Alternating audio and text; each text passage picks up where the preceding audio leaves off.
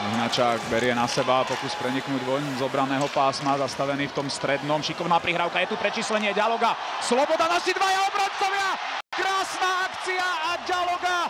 Vedieme 1-0. Tak to bola super súhra celej petorky. Traja útočníci, tlak na Ihnačáka. Prečíslenie dvoch bekov a je tam gól. Veľmi dobrá práca v strednom pásme.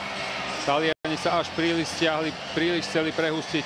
Tu vidíme backchecking našeho hráča, vybojovanie puku. Obrancovia veľmi správne sa okamžite zapojili do protiútoku. Ďaloga, hlava hore, presná prihrávka, vrátenie puku. Akcia ako z veľkej hokejovej učebnice.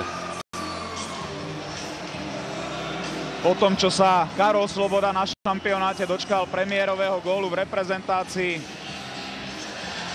tak ho doprial aj Ďalogovi.